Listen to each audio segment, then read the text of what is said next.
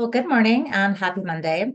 I realized that I did not go over the two interview questions that I listed in the syllabus that we would be talking about. We're going to go over two each week, and I wanted to kind of break these down for you. So we're going to talk about the oldest interview question, which is the tell me about yourself question.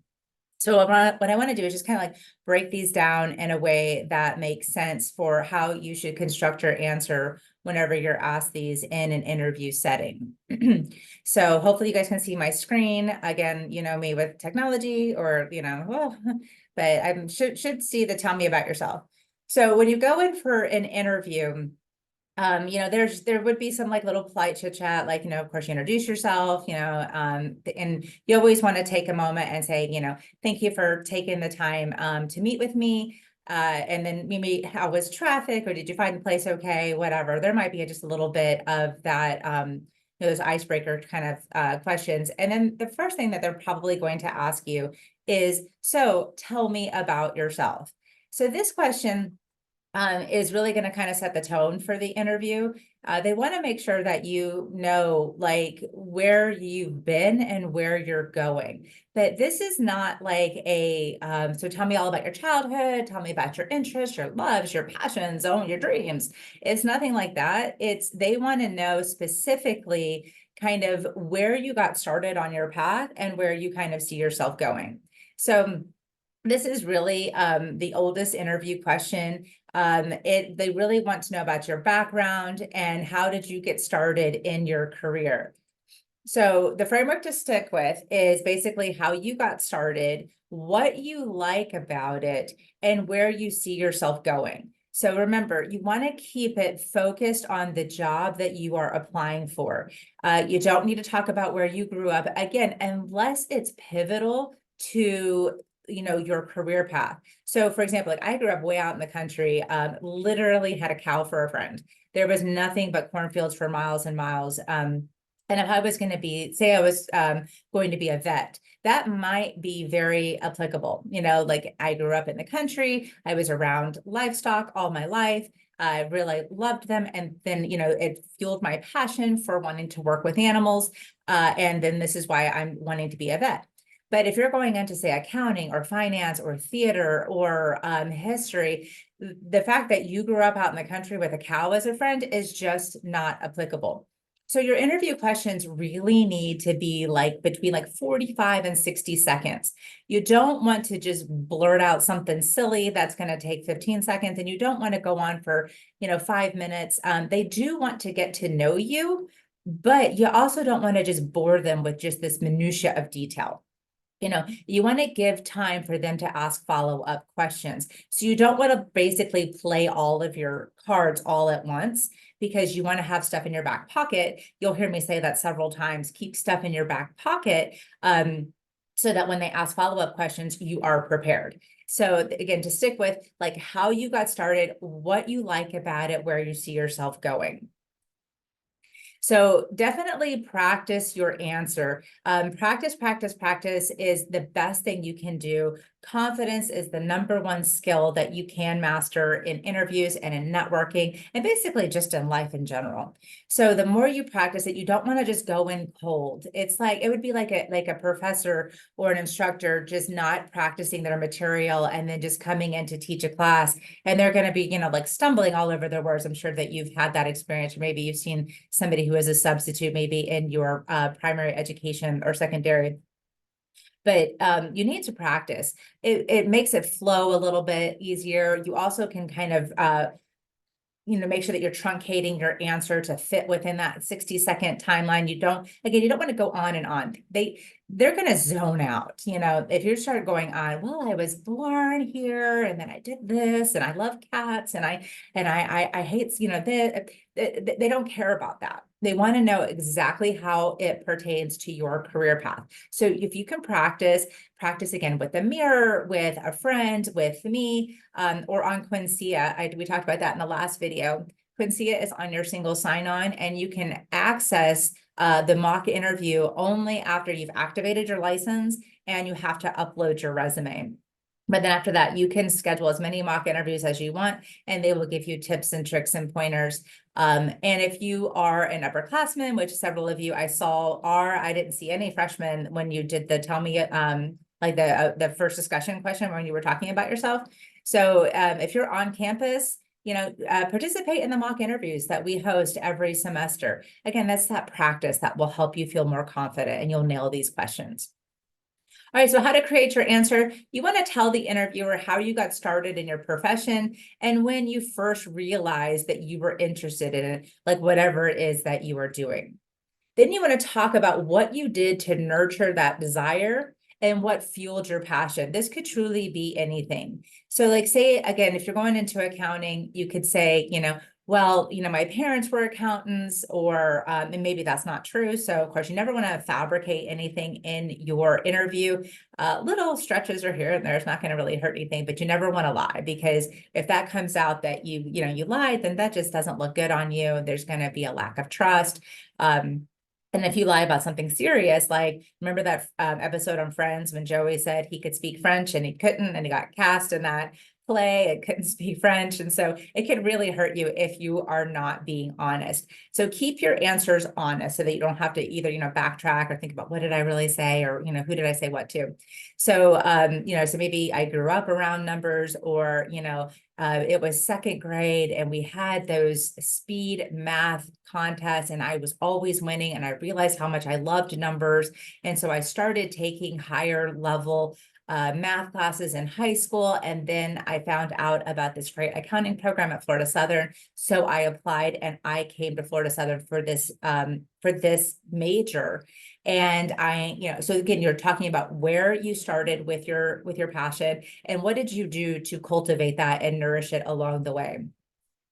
Mention where you're going to school while touching on one or two relevant highlights of things that you're learning or have learned. So I'm going to stick with my accounting example. So yes, I was around numbers. I found out I really loved numbers. I took higher level classes in high school. I came to Florida Southern and I'm in the accounting department. And oh my gosh, the tax class that I just took last semester really solidified that I loved it or hated it.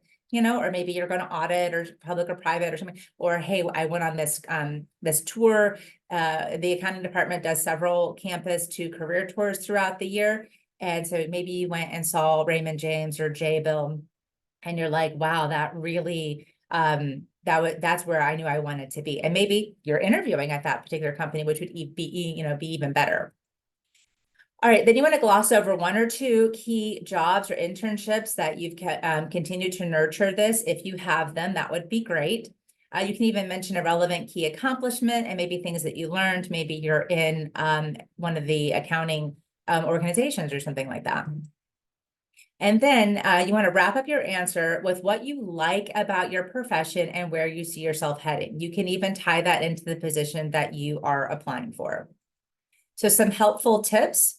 Who is interviewing you? Do your research. Hopefully you will know. You should know. You're not just going to go in blind, but sometimes you might not know. But I have never interviewed for a position that I did not know the person's name. So do your research. The more you do on the front end, the easier and more fluid and more confident you're going to be when you're sitting in that spot interviewing this person, because you're interviewing them too. It should be a two-way street. It really should be a back and forth conversation. Answer the question in a way that shows you helped the person in a previous situation. Tell the story that's tailored possibly to that person. Hopefully, if maybe this person's in HR, or if they're a recruiter, or if they're a managing partner, and that this person is specifically overtaxed or audit or something like that. Tie your story, if you can, into something that shows the value that you bring to that organization. You always want to be focusing on the value that you bring. They have a problem. If they have an open position, they have a problem, and you are the answer. You are the solution. So it is your job to tie your skills, your resume, the value that you bring to the job description that says, like, this is the problem that we have. And you're like, hey, I'm the solution. And you connect those dots for that employer. They want to see you in the role. So help them see this by, again, demonstrating the value. All right, so some things that you should and shouldn't do. What you shouldn't do, like I said earlier, is go on and on and on about all this irrelevant background, where you grew up, how many siblings you had, what your favorite food is, where you've traveled, unless it's applicable. If you're going to be a pediatrician and you talk about, like, I had this big family and I was always helping with my younger siblings, very, very applicable. That makes sense. But if you're going to be a theater major, or if you're going to, be a financial advisor, the number of siblings you have may not be applicable. Unless, say, you could say, well, I grew up in a really big family and I saw my family struggle financially. And I knew at that point, at a young age, that I wanted to help people manage their finances so that they didn't struggle the way my large family did. Again, very applicable. But, if it's not, you have to leave it out, because that is just it's like fluff. They don't want fluff. They just want the stuff. So what you should do, again, is focus on where you got started. Where did this love for whatever your major is, whatever it is, where did that get started? So like my history majors, maybe you saw some documentaries, or maybe you had a super passionate history teacher. I used to teach AP world history, and I'm telling you, I was that teacher that was like on my desk. I had sound effects. I used to act things out. I mean, we really got into it. It was a lot of fun.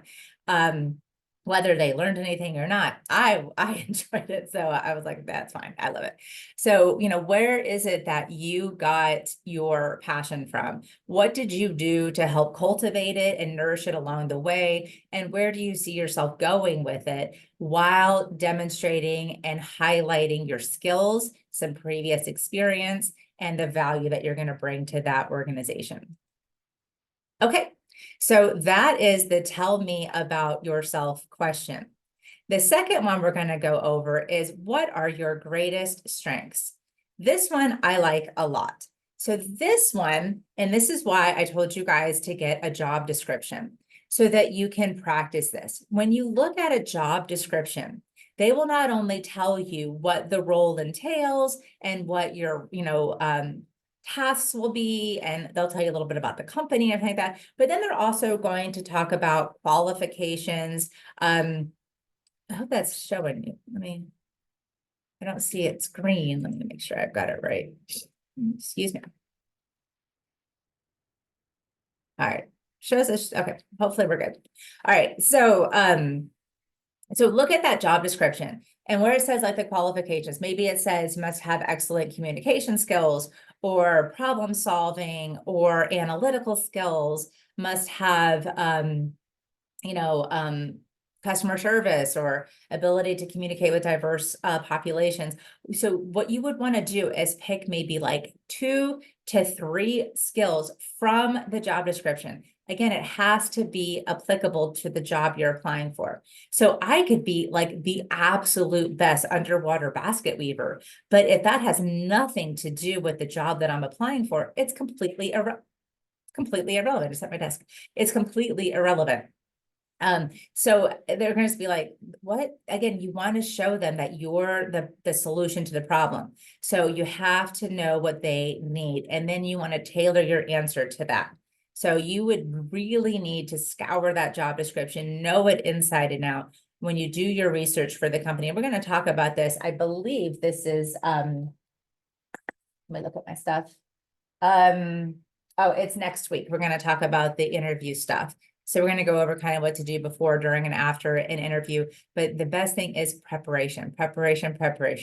So proper preparation prevents poor performance. So the company, the person that's interviewing you, and this job description inside and out. Okay, so your strengths. Employers want to know what you're best at doing as it relates to the job you are applying for. So again, pick 2 to 3. You're going to talk about maybe 1, but again, you're going to have a couple in your back pocket so that just in case they say, because they could go, oh, that's very interesting, or, oh, very nice. What else? So always be prepared for those follow-up questions. You don't want to just pick 1 and just practice that one, and then they say, oh, that's fantastic. What else? And then you're like, not nothing. I got nothing. You want to be prepared, be overly prepared. Or they'll say, "Ooh, tell me a little bit more about that." So be prepared too for, that you can be able to back that up, be able to elaborate by giving examples. If you just say, "Oh, well, my greatest strength is I have excellent communication skills," and then you just leave it at that, they might say, "Okay, oh, well, can you elaborate on that? Can you tell me a little bit more?" And then you're like, no, can't help you out. That's not going to look good. So you're like, "Oh, absolutely." In my previous position, and go back to either maybe it was an internship or a previous job. And if you don't have any of that, maybe you're just getting started, a club, an organization, maybe you play a sport. Again, if you don't have any of that, how about a class that you took? Be prepared with a story. And that is what is going to go into our assignment that is going to be assigned this week, that telling your story, which I'm going to talk about in another video. But be prepared to elaborate, tie your previous experience to past experiences, painting this picture, this wonderful picture of this skill that you claim that you have. Because if you don't have any type of evidence or background to give about this, you're basically just throwing stuff against the wall. Anybody can say that. I can say, "Yes, I speak Japanese." And then they're like, "Oh, can I hear some?" No, but I can. If I can't, and I can't speak Japanese. Actually, fun fact about me, I thought I could. I literally thought I could. I thought I could speak several phrases in Japanese for like 20 years until I met someone from Japan. And she was like, "I have no idea what you're saying, but that is not Japanese." I mean, Chris, how devastating. I was like, "Oh my gosh." Anyway, back to reality. So tie it back to a previous experience, but use your skills from the job description. All right, so research the position, research the company, show how your skills solve their problem, and how and why these are your strengths. Don't be bashful. This is the time to really brag about yourself and show them how you're the best candidate. You don't want to just be like, "Oh, I got to be humble and kind," which is a good way to live, but not in this particular instance. You want to be like, "Yes, this is what I excel at. This is what I'm really, really great at, and I know that you need this in your company. So this is why I'm the best fit for the job." All right, steps to create your answer. Carefully read over the job description to gain a deep understanding of the key strengths they are looking for in candidates. Ask yourself how and why you feel your strengths are aligned to their needs, and be honest with yourself. If you're struggling, maybe just ask somebody. Ask a friend, ask a classmate, ask your parents. They will love to brag on you and tell you all the great things, the things that you're great at. Think back to some past projects that you worked on and problems that you've solved. What did you do to complete them? The things that you had to pull through, and those are likely your strengths if you're struggling. I am a big fan of brainstorming and jotting everything down. So if you're like, "Gosh, I really don't know what I'm really good at," just start writing stuff down. That's actually my next step. Just write down several strengths that you have, and just when you start writing it down, your brain will just start coming up with more and more things. You're like, "Oh yeah, I forgot about this. Oh yeah, that too." And then write it down. Again, don't be humble. Don't be bashful. This is the time to really, truly brag about yourself and showcase your skills. Tie it back to the job description with examples from some type of previous experience, whether it's a job, internship, some type of collegiate involvement, something like that. And then show them how you are the value that you're bringing. You are the best candidate. Again, connecting the dots from the job description to you and how you are the best candidate. And that's how you answer those two questions. That are the first two questions that I should have posted last week, so I do apologize for that. Also, in Canvas, under interview question module, I have the presentations in much more detail and in depth that you can also go through and look at those as well. As always, if you have any questions, please feel free to reach out and let me know. Other than that, I'm going to get ready to post week 2 as well. I'm going to do that video right now and post that along with 2 other additional interview questions for this week. All right, guys, hope you're enjoying the class so far. Talk to you soon.